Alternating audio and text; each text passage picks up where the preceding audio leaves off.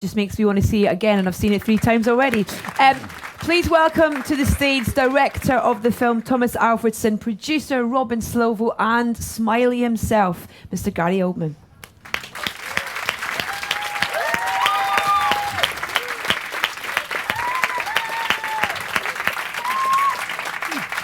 Hi. Hi. How are you? I'm fine. Let's get right in, if that's okay. Thomas, I want to start with you. I mean, congratulations to you all. What an amazing opening weekend you guys have had, and deservedly so. Thomas, no one makes films like this anymore. This is a breath of fresh air. In terms of you as a film fan, in terms of, I don't know, do you take inspiration from other films when you approach a new project yourself? I try not to. Okay. I try to look at, paintings or listen to music or find things in real life. I look at a lot of films, but I do it for pleasure. What did you want to achieve with this film? You don't know that. It's just something you read a script and you get a lot of images when you read it or not. Yeah. And you don't decide on, like, I want to do this, but you decide I want to start doing this. So you never know, really. Does it evolve as you're making the film as well? Is that kind of, does it become something different than what you started out wanting to make? Yeah, it does. It does, for me it does. When you put together a cast like this as well, because I mean the chemistry and the tension between all your when you see everyone sat around that table and stuff, it's incredible.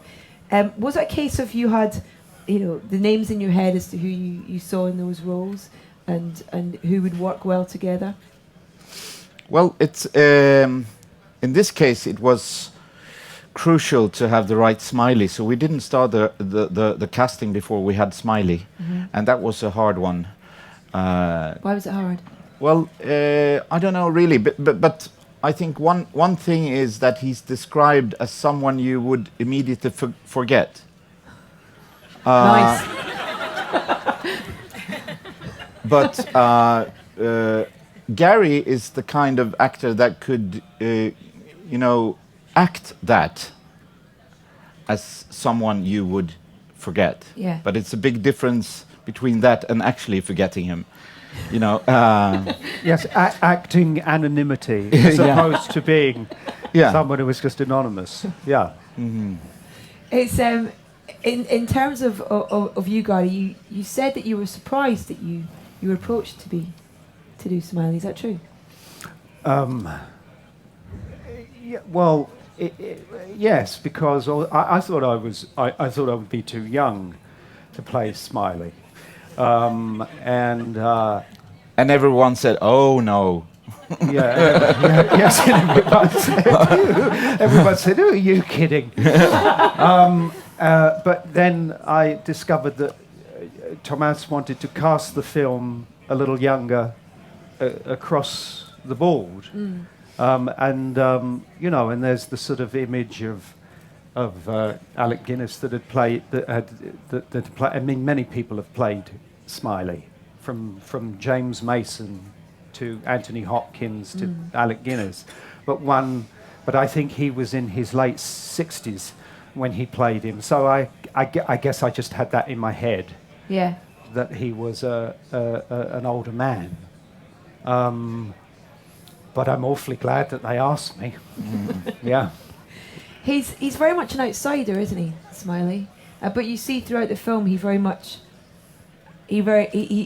relishes the task that he's been given, and you see him grow in strength, I think, through the film as well. Yes, he's an insider who becomes an outsider, but on the outside, still has there's a loyalty and a respect that he commands, and that's why he can go to Gwilym and Mendel, because he's established these relationships over the years and is very much respected within MI5, MI6. Robyn, I'll come to you. In terms of a film like this, for me, no one makes films like this anymore. Does that make it harder to get off the starting blocks? It was a hard film to get made. I mean, this film was made, I'm not the sole producer, I produced it with Tim Bevan of Working Title. And this, I think, is the first film in 100 Working Title films that is a totally independent film. And there is a reason for that. This was never, it was originally conceived as a studio film, but I think it was too scary a prospect for a studio. And I think the significant thing about this film is it was made entirely with French money by Studio Canal, which gives you, because they're European, and because we had the support of Tim Bevan and Working Title, I think we made the film we wanted to make, which I think is unusual. I mean, in all our experience. Thomas, would you agree? Yes. Yeah. Straight in. Yep, definitely, 100%. In terms of you, John le Carré was very much part of the process as well, wasn't he? Is that a help, or does it make it more nerve-wracking? Is it great to have that reference point there of the man whose words created these characters initially on hand?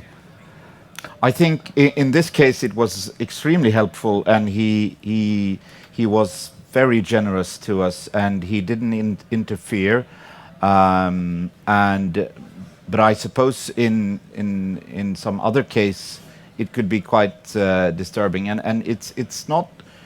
You don't make the film for the author of the book. You make it for the audience. But John le Carré was a fantastic source, and he's been a spy himself, which is quite thrilling. And sit him down and just pull those stories out of him as you having coffee. You don't need to pull them out. He's a jukebox. You just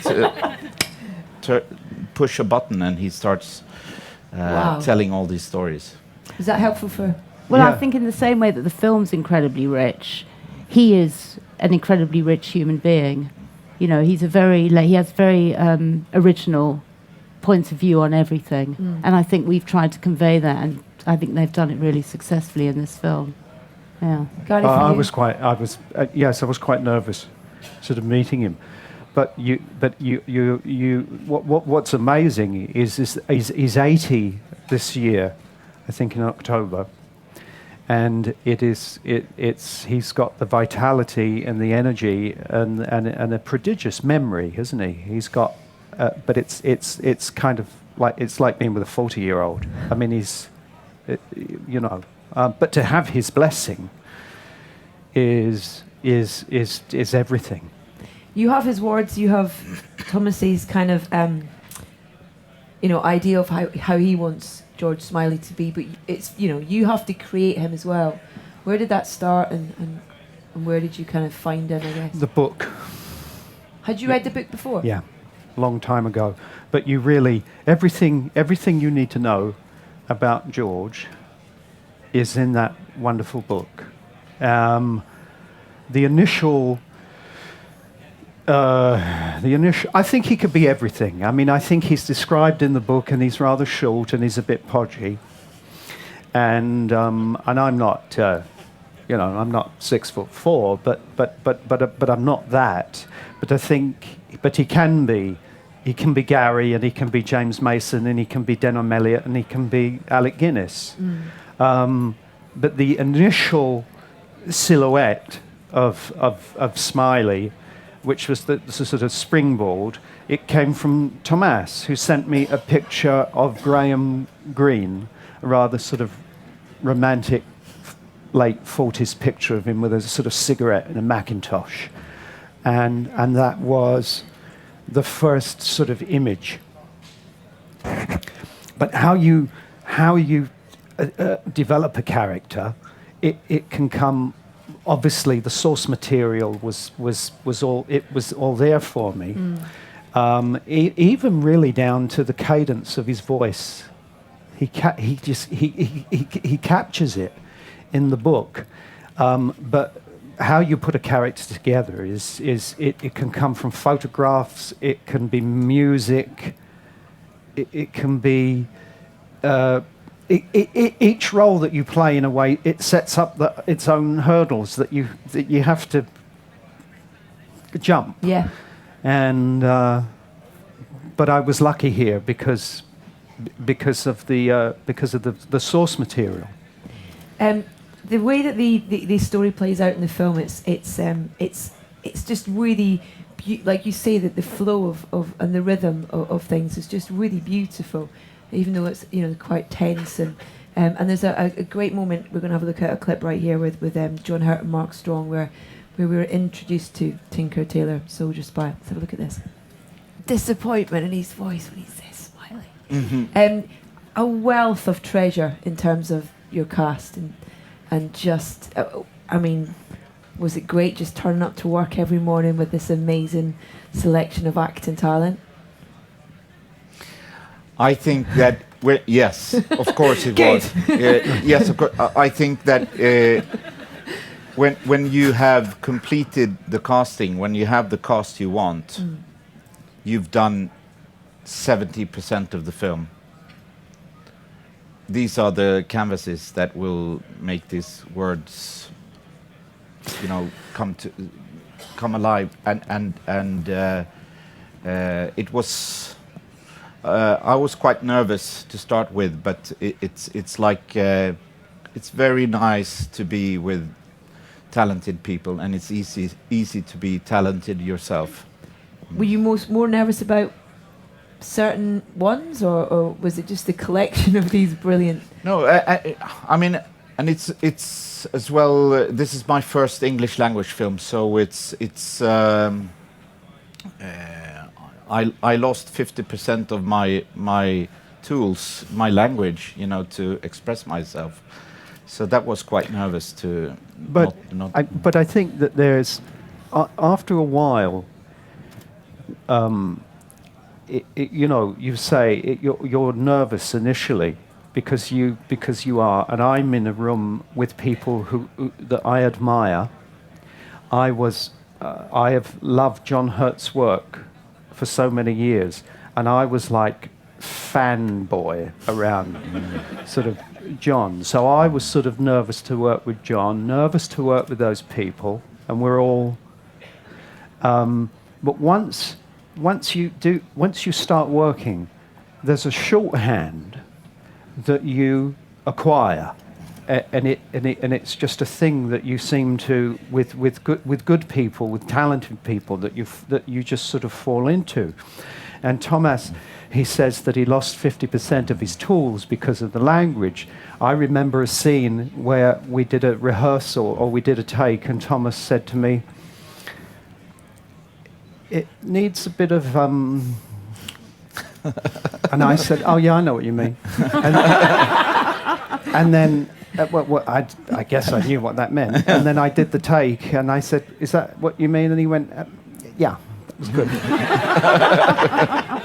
So that's the international language for it needs a bit of whatever that is. But you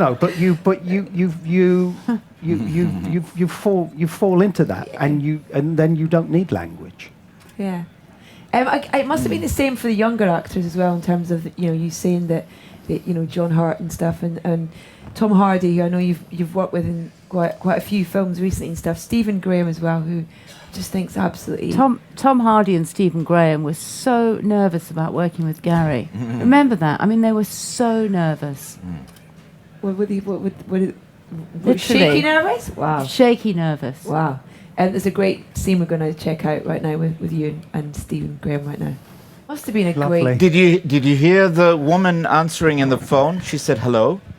Did you hear that? Oh. It was Robyn. Hey, that was What a big moment. Robyn.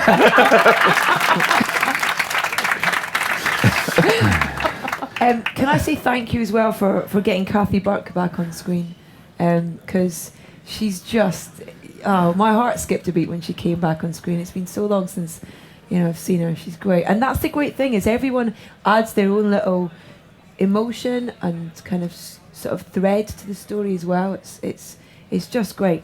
You described Gary as the Swiss Army knife of actors. Yeah. Just tell us what you meant by that, please, Thomas. Well, if you look at what he's done. Is that again?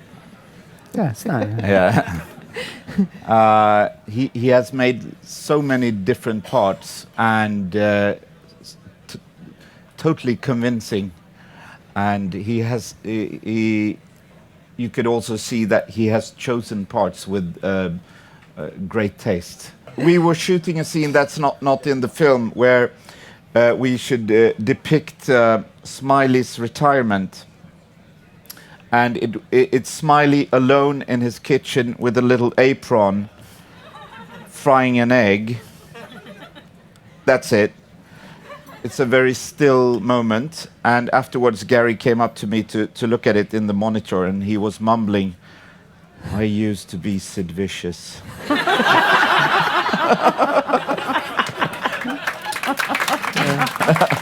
Amazing. Sid Vicious. Been waiting for this one to come along, though. This role. I've been waiting. Yeah, it's the role of a lifetime, and I mean, I don't know. I'm told that it was Tim's idea, or it came to him, and then shared it with Tomas, and he agreed that it was a good idea. But it is. I've been waiting 30 years. He's my hero, giving me this part. Thank you. Hug. There's the two people that are Smiley's kind of personal protagonists in the film, his wife and Carla, who we never see. It's brilliant. That's a brilliant, just really. I don't know whether it should be important, but it was. I found it important. Was it important to you too? It was, and I think that is the two most important persons to Smiley, and they don't have much screen time, but they are mentioned a lot, and they are sort of two ghosts, and I thought it would be more tasteful not to show them, and Smiley even refers to in that fantastic monologue to Carla, and he can't remember his face. So I thought it was strange if we were to know how he looked, but not him. Yeah, I love that when you reenacting the conversation with him in the room. In the cell. Yeah, and it also it saves us going back, having a flashback. Yeah. Yeah, I thought it was very brave of them, 50 minutes in or whatever it is, to have a 7 minute soliloquy. Yeah, It's beautiful. you don't is. often No, not at all. you don't often get the chance, and of course, you know, you can sometimes do the work or think you're doing the work or hope that you've done the work, and then of course when you see the movie, you've sometimes, occasionally, suffered under the hands of an editor. And here, Tomas, you know, if people like the performances in the movie, I think it's also really credit to Tomas, who has photographed it and allowed the performances to breathe. Because it could be there, but could be just cut to a shambles, and that's that's credit to. Did you leave much out? Not. No. There are a No. couple of scenes. There's one scene that I really miss, but it didn't work where it was written for, and we had to. But otherwise, Well, I've worked on films where you've cut out whole storylines. I'm sure you have as well. Yeah. It's nothing like that. This No. is really remarkable. There was one scene where I wrestle naked with Colin Firth, but we DVD extra, possibly. Tomas. Yeah, why not? We've in every interview that I've heard you guys do, everyone wants to know if we're going to get more. Robyn, let's ask you that question. Are we going to see more Smiley? We're thinking about it. Okay. Who knows? Maybe, maybe not, is the honest answer. Would you do it, Gary? If the same team were assembled with Robyn and Peter Strawn, the writer, and Tomas. I mean, I missed George when he became like my alter ego, or like a buddy. And I used to look forward to going into work and sort of, putting him on, you know, like a suit or something. And then when I finished, I would sort of look over my shoulder and I would say, "Where's George?" And I'm there on the set as Commissioner Gordon. I sort of missed George, Yeah. I'm sure we're going to get a question about that. Are you guys ready to ask some questions? Yes, nodding of the heads. You're right in there. You give me a nod and you got a lovely, beautiful, smiley face. Tell us your name as well when you ask the question, please. There you go. Yes, you do. Krista. Hi, Hello. Krista. Krista. Firstly, I love the film. Absolutely adored it. I saw it a couple of weeks ago. I was lucky enough to get an early screening. Gary, clearly Alec Guinness played a slightly different Smiley. He was a bit, I don't know how you describe him, maybe cuddly or something. Huggable. Huggable. Huggable. Did you have any kind of concerns about taking on this iconic role with this great performance of Alex? I loved your performance. I thought if you don't get an Oscar nomination, it's just like storming Oscar towers or something. Well, the ghost of... I've been a fan of Guinness, so I love that tradition. It's Guinness and Sellers for me, with the disguises. It's the Swiss Army knife, it's dressing up and putty noses and all of that. But the ghost of Guinness was obviously there because he was so successful in the role, and it was very much beloved by people. But I think there were maybe characteristics of the role that he didn't play that I think are there. There's a sadism to George, and he can be quite cruel. And there's also a masochism to him. So he can be the attacker because he is a master interrogator, and at one time he was fierce in a room. He's fired a gun before. He has been an operative. He's been someone who has been out there in the front lines. But look at the strange thing that he has this betrayal, the ultimate sort of betrayal, and the breaking of marriage vows. And this is not the first time that Anne has been away, and it's suggested that she's sort of shagged everyone at the circus. And he has been cuckolded, and you never get the sense that they argue or that he mentions it. And he never goes after the lover. He just takes her back and forgives her in here. But there must be a fire and a rage, and then, of course, what he believes in is being contaminated, and that's what Carla is doing. Not only to the circus, and but to it's a global thing, So that betrayal, as well, is really.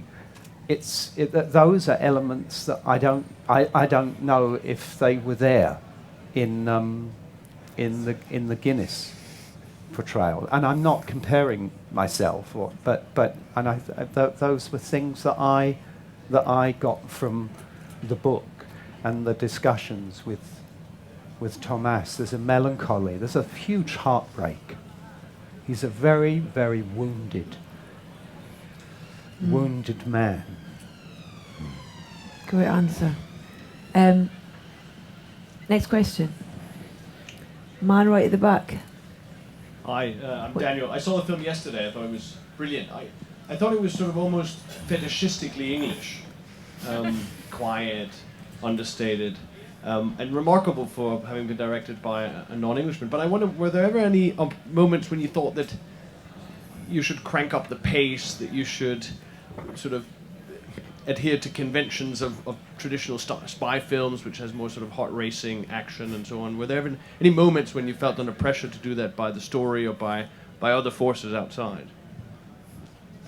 The hard thing, one of the hardest thing about making movies, I think, is, for example, if you make a comedy, you sit in front of the script for the first time and you open it and you you laugh at something in the script. Then you have to go through financing the film, casting the film, discussing it, shoot it, edit it, re-edit it, and from that first laughter to the final product, you have to sort of stick to your first impression, that little laughter, because I promise you won't laugh at it after 3 years, but you should trust that. And it's the same with this kind of a film. If you read it and you get a sort of an idea of the pace and how it should look and how it should be staged, you should stick to that. If you listen too much to people who want it to be differently, I think you lose your integrity, and then the film will flatten. Thank you. Next question. Gentleman in the back row there.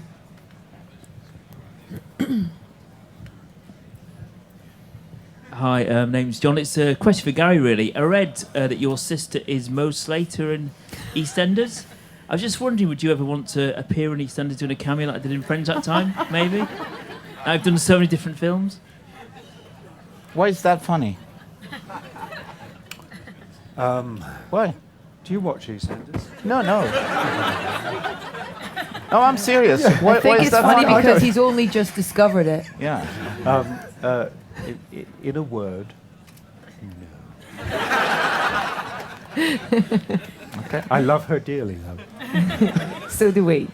Are you waving to me for a question, lady there? No? I can't see if that light. There we go. Thank you, yeah. This is one for Gary. If you had to play another character in the film, who would you play? Oh, if I had to play another character. Superman. In this film. In this film.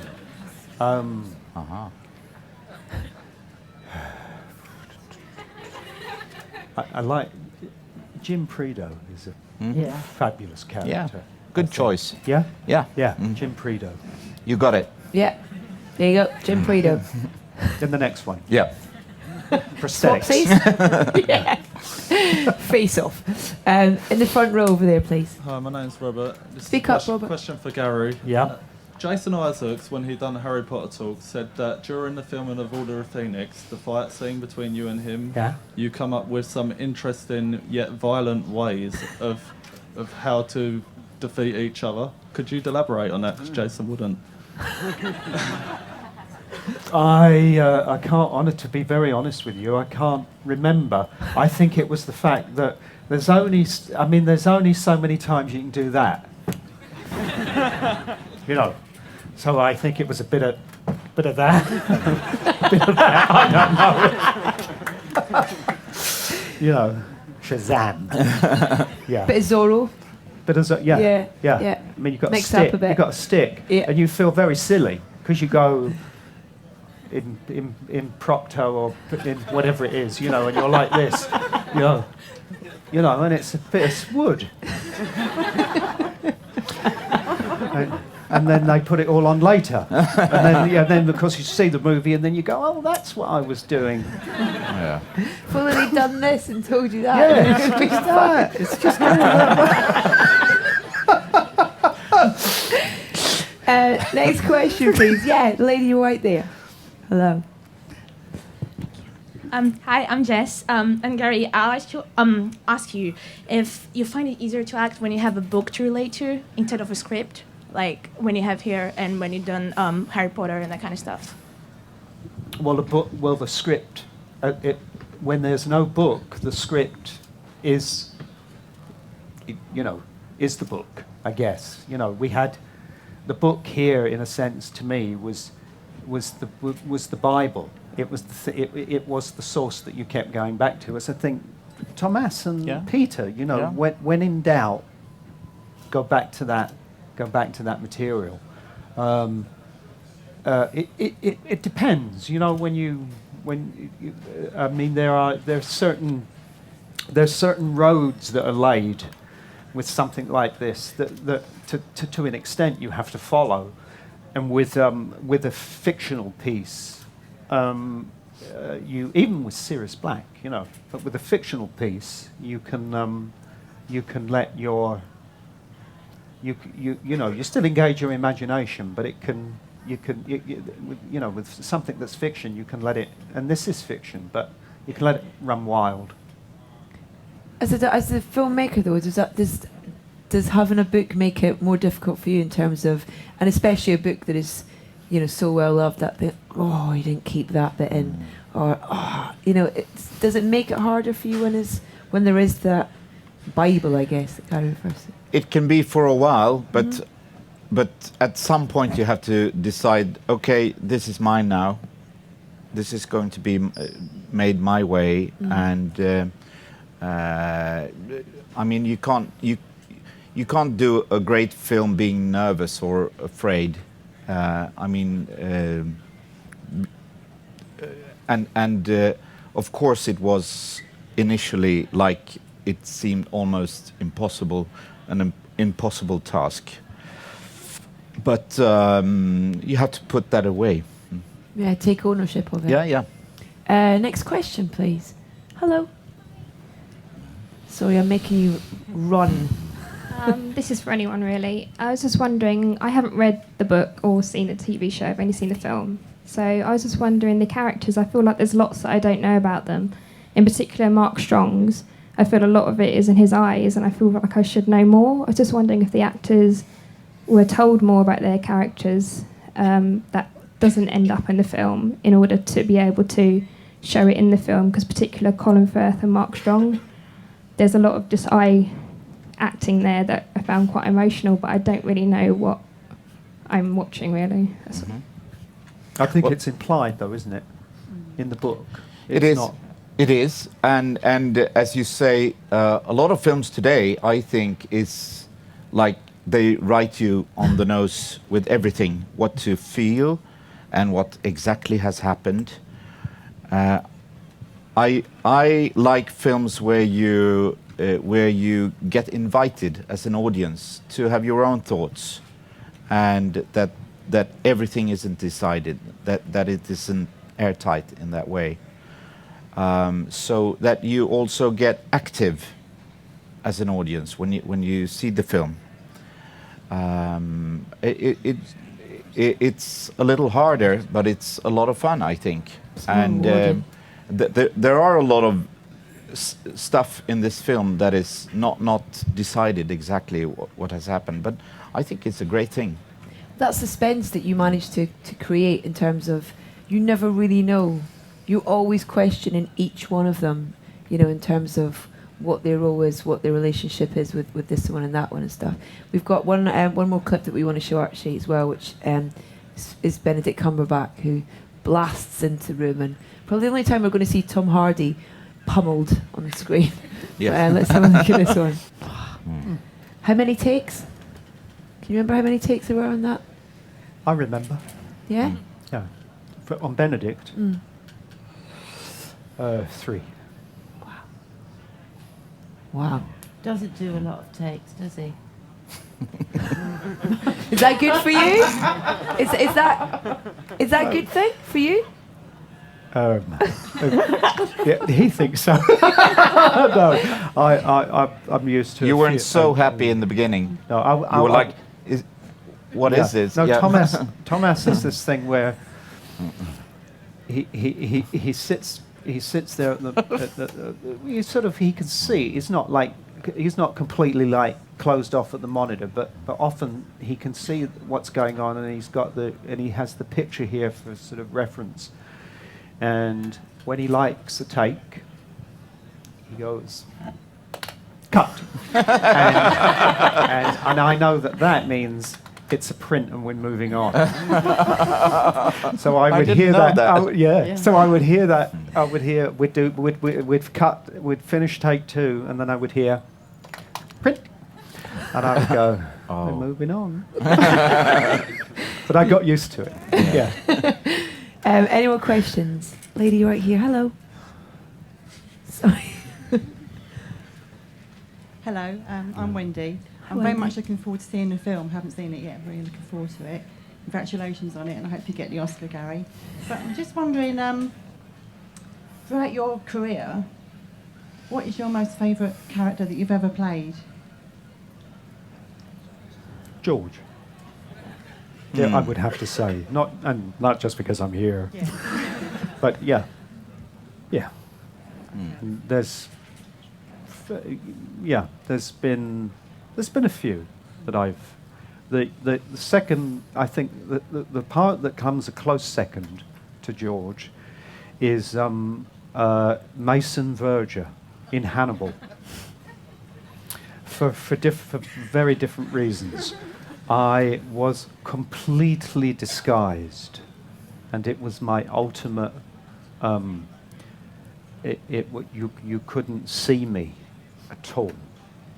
I think even my ears were deformed, and I loved that. That was heaven for me. Yeah. Do you feel quite vulnerable then when you're not kind of disguised or painted, or? Well, George is obviously is a little grey in the hair and spectacles, but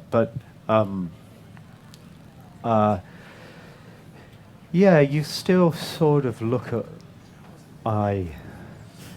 when you're doing it on the inside, when you're coming at it from the inside.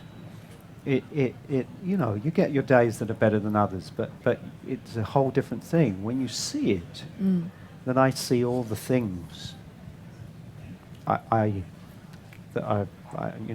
So with Hannibal, I was completely disguised, and I was just happy as a bee. Yeah, but this comes close. This is such an incredible part. Hello. Sorry. Thank you. Hi, I'm Charlotte. I was just wondering, Gary, I'm a massive fan of Nil by Mouth, and I was wondering if there's any chance you would be directing anything else soon, or any other projects in the making. I've got a couple of things bubbling around in the next couple. Maybe in the next couple. I hope to come back and get behind the camera again, in a couple of years. Probably something very different, but Written, yeah, I hope so. Writing and directing? Yeah, I'm working on, I dusted something off, funny enough, it shows you, in a way, how times have changed. Shortly after Nil by Mouth, in 97, 98, is the date on the first draft, I wrote a piece that was about a sex addict, about a guy who was married and then has a mistress, and really actually it's a movie about low self-esteem more than it is about sort of sex, but it was quite near the.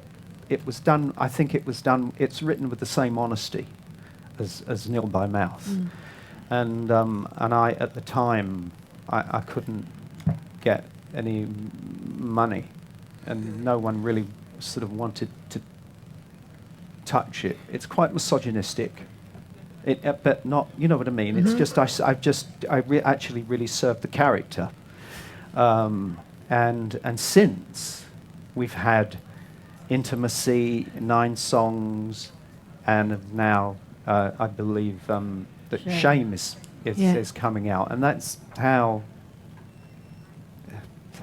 it was. I think it was something quite unusual back then. Yeah, no one really talked about it. No or one wanted to talk about it. Yeah. Next question. So next couple of years, do you reckon? Yeah, I hope so. Great. Yes. Come and see me if I don't do it, and give me a remind. I'll have him back here in Charlotte, 2 years. remind me. Charlotte said. Hi. Hello. It's Chloe. Hi, Chloe. This is a question for Gary. I was having a conversation with a friend of mine, and we were talking about how, Colin Firth was the big sort of Oscar-winning golden boy, but yet Gary Oldman is the name on top in this film.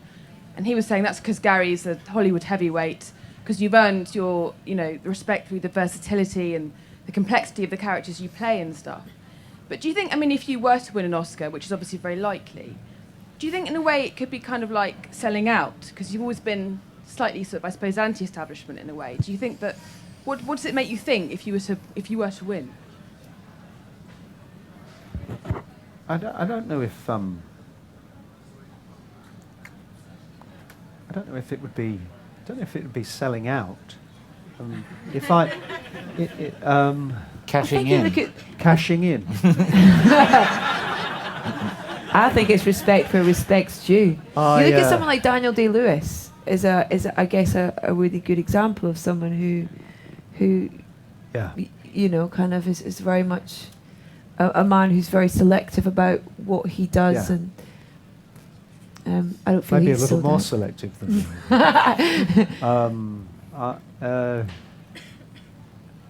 Well, look, if even who can say, because it's a ways away and one never knows how these things are, and but they did indeed they gave it to an Englishman last year, so I don't know what the game is and what the politics are, but if I were to be nominated, then I can't think of any role and any project better than this. And if I were to win an Oscar, and it said George Smiley on it, it would be.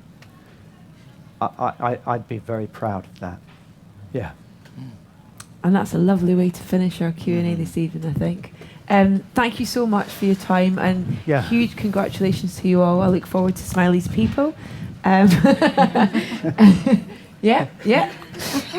you so much for your time this evening and your questions. And it's out in cinemas now. For those of you who haven't seen it, Tailor Soldier Spy, go see it. Thank you very much, Gary Oldman. Come on.